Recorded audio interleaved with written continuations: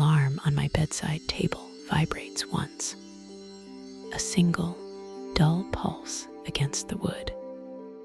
It is 4 in the morning. I do not need a second warning.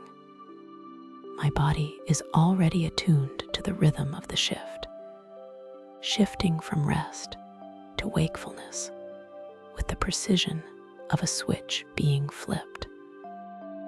I slide out from under the heavy duvet. The floorboards are cool against the soles of my feet.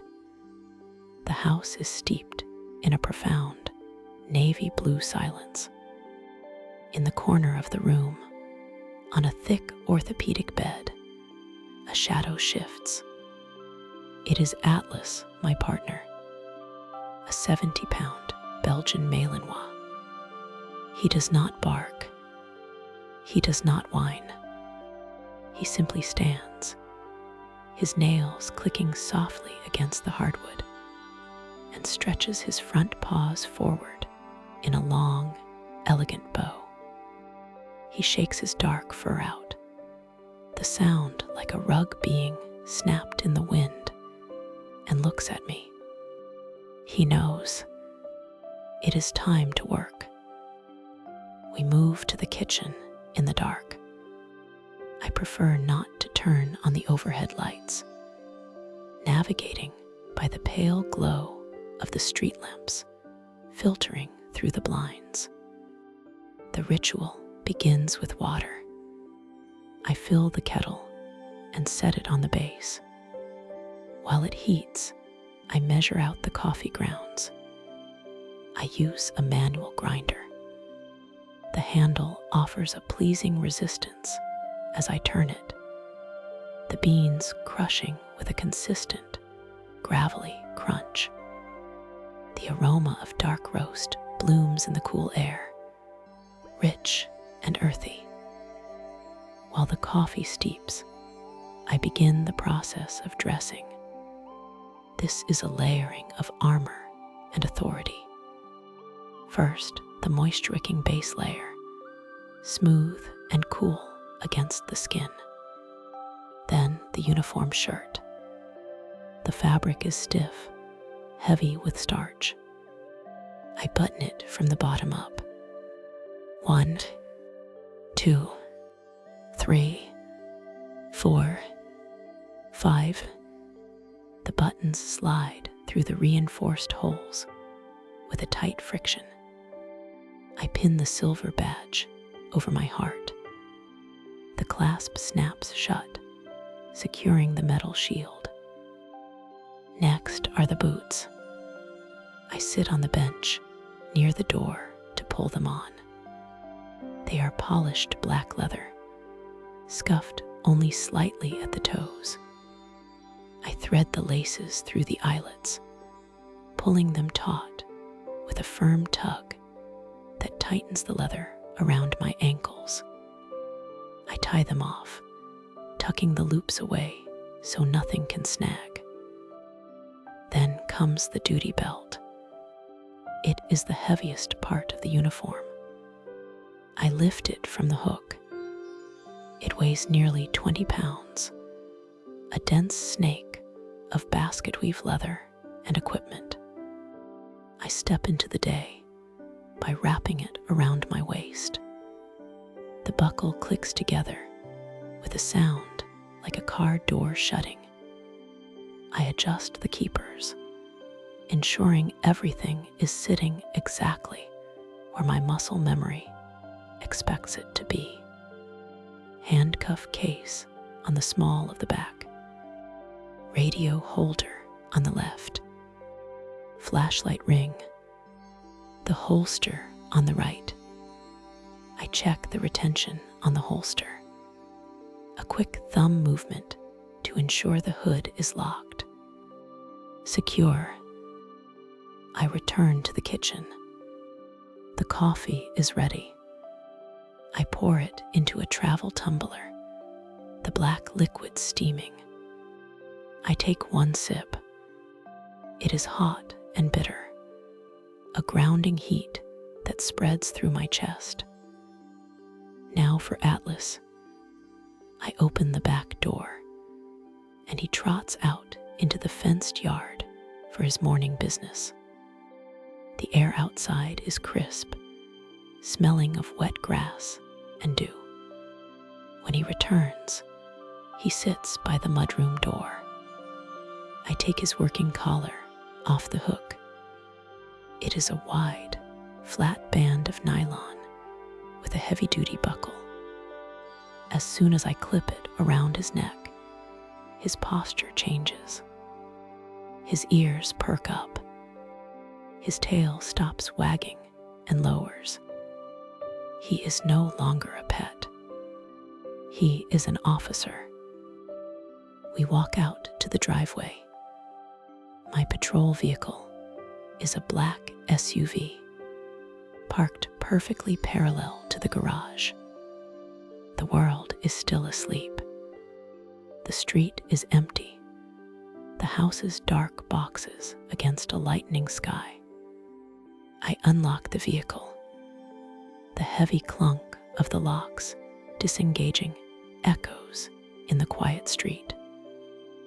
I open the rear passenger door. This is not a seat.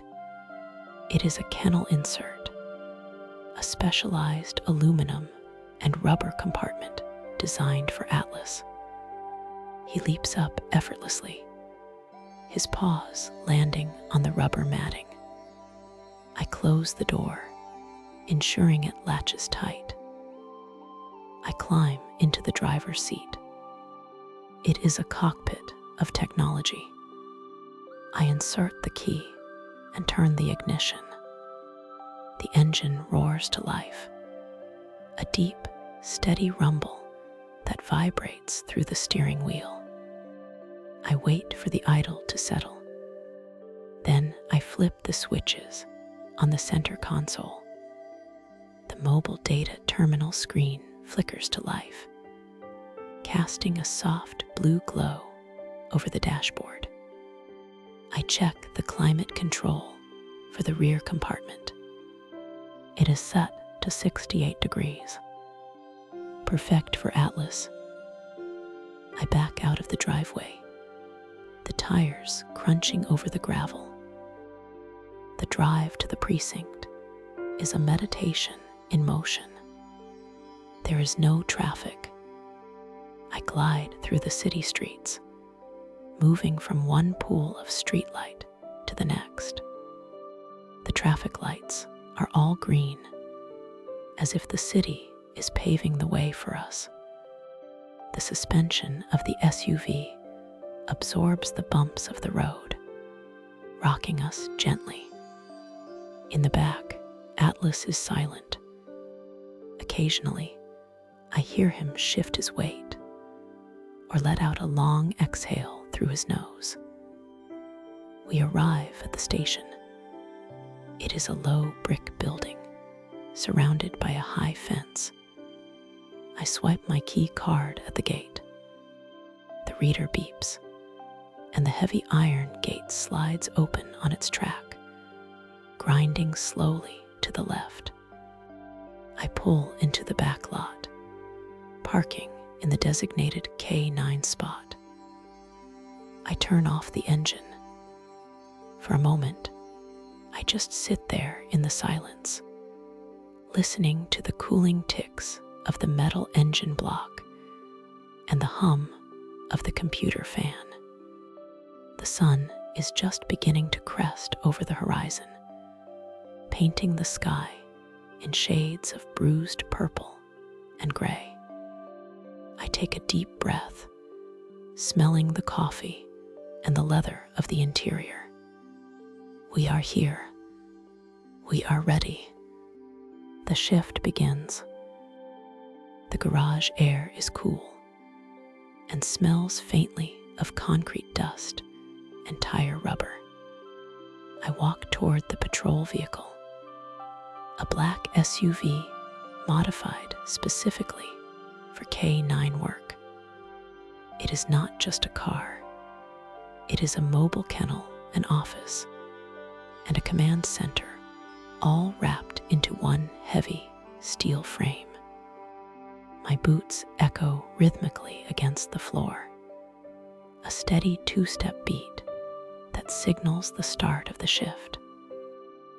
I reach for the door handle of the rear passenger side. This is the first and most important check of the day. I pull the handle, and the heavy door swings open to reveal the kennel insert. It is a specialized aluminum crate that replaces the back seats, occupying the entire rear cabin. I run my hand over the metal bars of the door. They are smooth, cold, and solid. I check the water bowl secured in the corner. It is full, the water clear and still. Next, I inspect the ACE K9 system. This is the life support of the vehicle. I lean into the front cabin and turn the ignition key just enough to wake up the electronics. A small digital display on the dashboard flickers to life. It reads out the internal temperature of the kennel. 65 degrees. Perfect. I press the test button for the heat alarm. A fan whirs to life instantly, followed by the automatic roll down of the rear windows. The mechanical hum is precise and reassuring. I reset the system, listening for the windows to slide back up and seal shut with a soft thud. The system is green. We are safe to operate. I walk to the back of the SUV and pop the trunk. This is the gear locker. Everything has a dedicated silhouette in the foam organizers, or a specific pouch in the hanging organizer. I run a mental inventory, my eyes tracing the familiar shapes. First, the leads. I pick up the 15-foot tracking line. It is made of biothane, a synthetic material that looks like leather, but provides a superior grip in wet conditions. I run the length of it through my gloved hands. It is supple and heavy. I check the brass bolt snap at the end, pulling back the trigger mechanism. It slides open smoothly and snaps back with a sharp, metallic click. I coil it back up, loop over loop, ensuring there are no twists, and place it back in its designated hook. Next, the rewards. I check the pouch containing the Kong toys. These red rubber cones are the currency of my trade. I inspect the rope attached to the primary toy, checking for frays. It is solid. I give it a firm tug, satisfied with the tension. Now it is time for my partner. I walk to the kennel run where Ranger is waiting. He is a Belgian Malinois, 70 pounds of kinetic energy wrapped in a fawn and black coat. He knows the sound of my footsteps. He is standing at the gate, silent and vibrating with anticipation.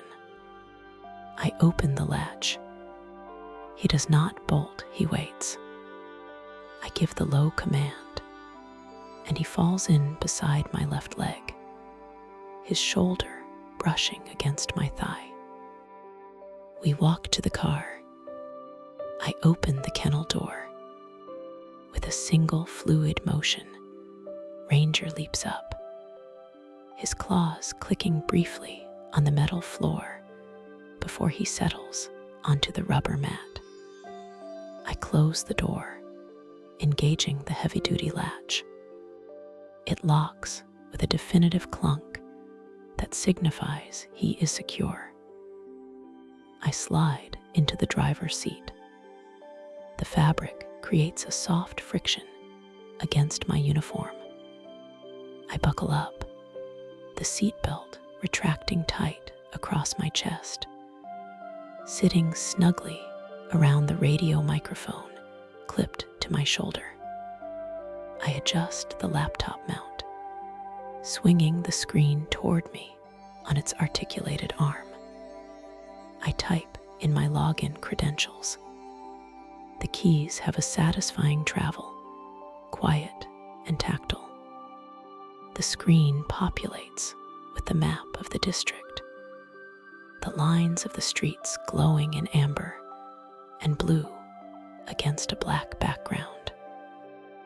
I shift the car into drive.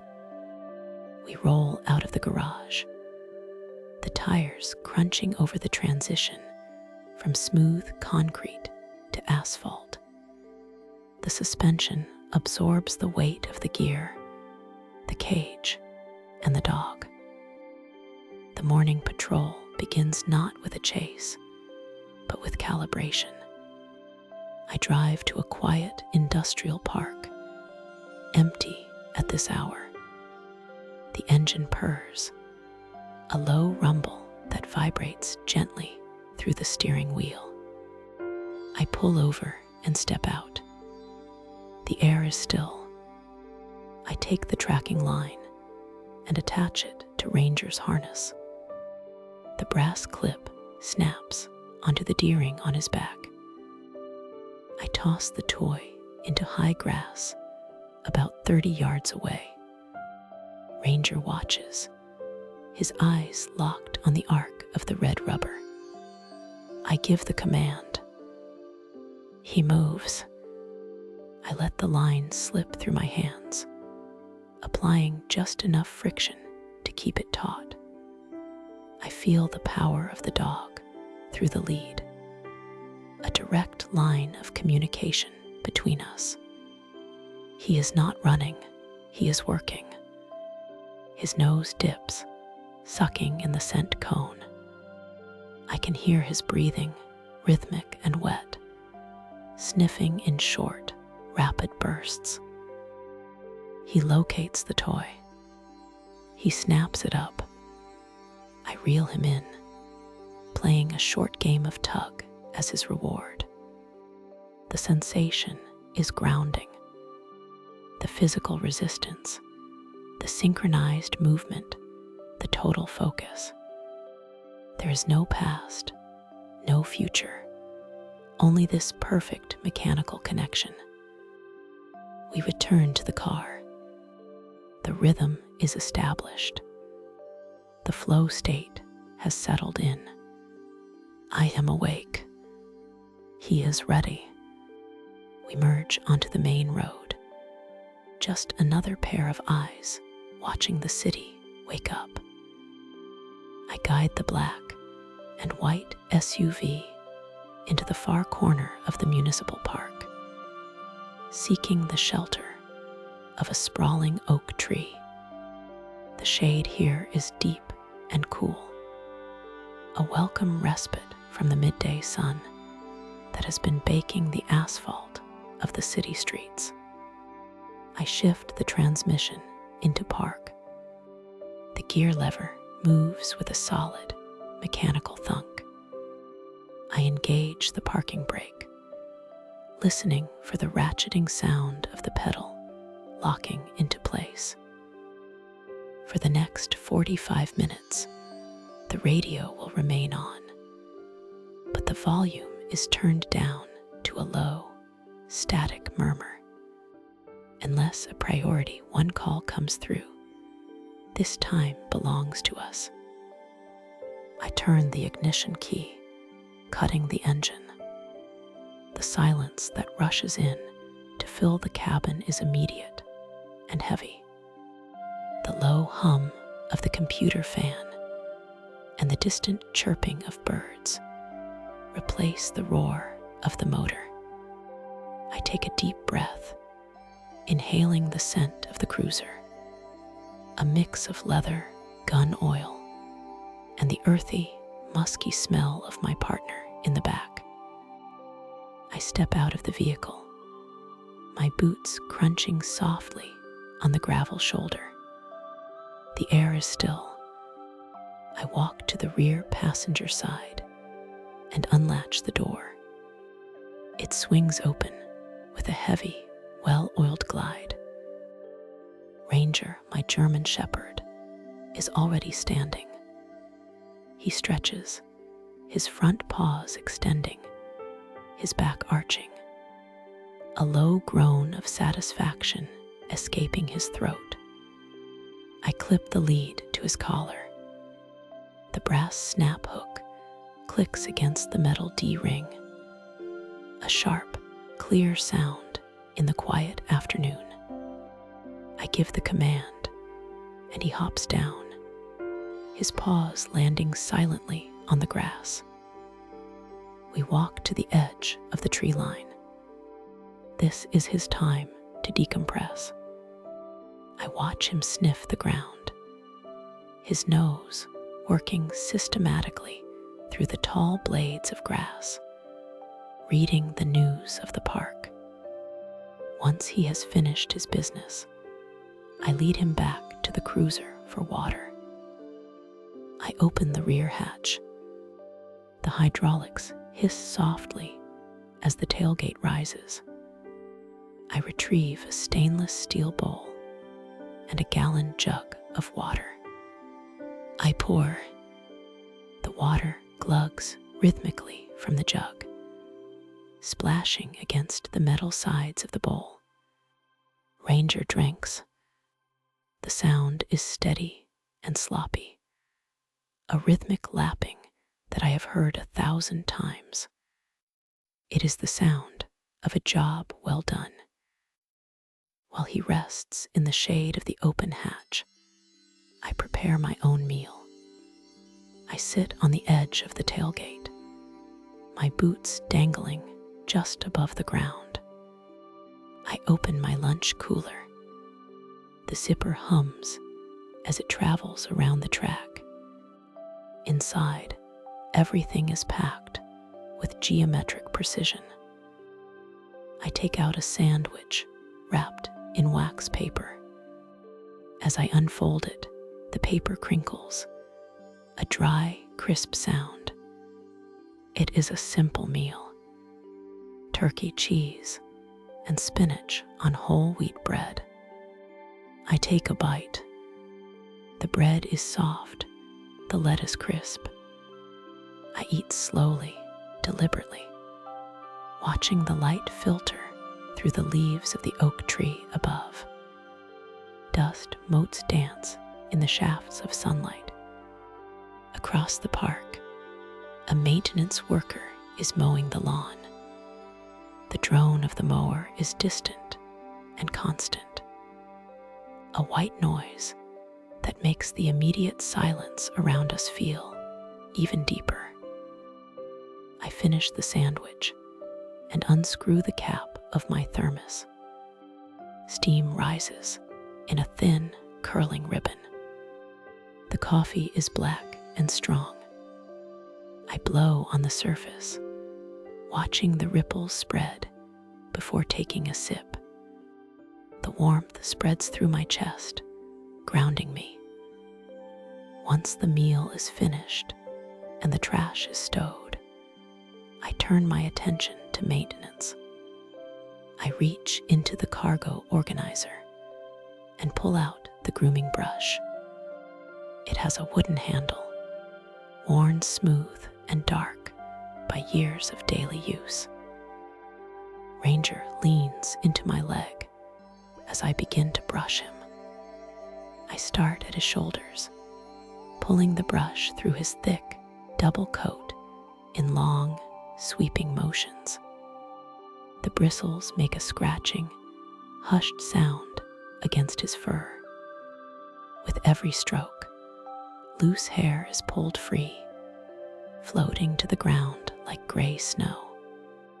I work my way down his back, falling into a trance like rhythm. Stroke, lift, stroke, lift. I check his paws, lifting each one to inspect the pads. They are rough, textured like sandpaper, but free of thorns or cuts. I run my thumb over his nails, checking for cracks. He tolerates the inspection with a calm dignity, his amber eyes half closed. He trusts me completely. I wipe his eyes with a soft cloth, then clean his ears. He shakes his head when I am done. His collar tags jingling like wind chimes. I return him to his kennel in the back seat. He circles twice, then lies down with a heavy sigh, resting his chin on his paws. I close the door, sealing him in the climate-controlled safety of the cruiser. I move to the front seat to finish the hour with paperwork. I open the aluminum clipboard resting on the passenger seat. I uncap my pen. The ink flows smoothly onto the daily log sheet. I record the time of our break, 1230 hours. I note the location. I check the boxes for vehicle inspection and canine wellness. My handwriting is blocky and neat, staying perfectly within the lines.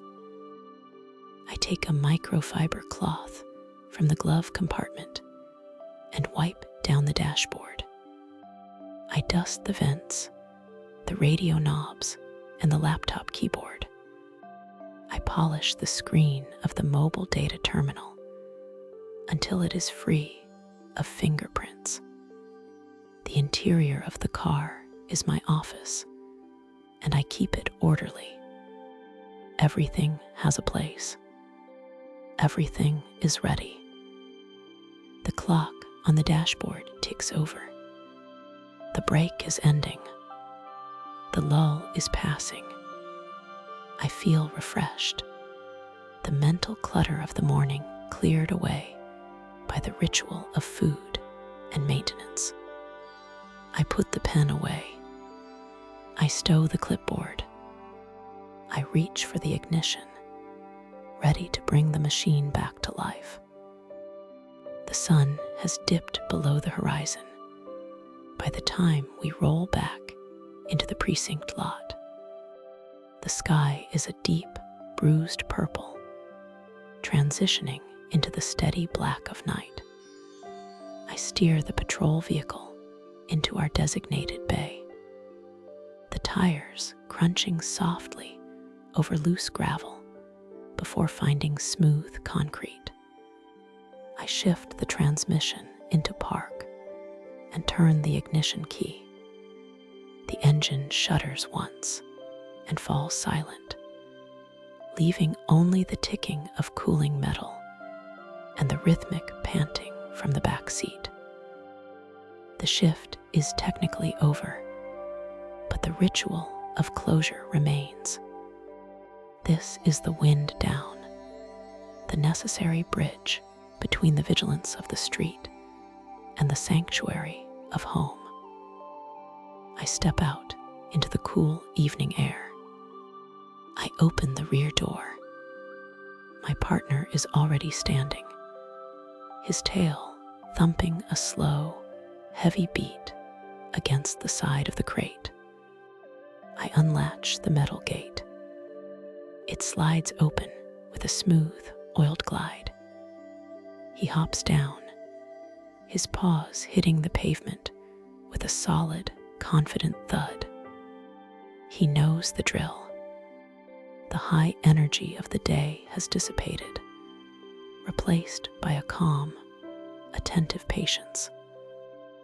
I reach for his heavy tactical collar, the wide nylon webbing stiff under my fingers. I press the release buckles, listening for the sharp plastic snap. I slide the heavy harness over his head.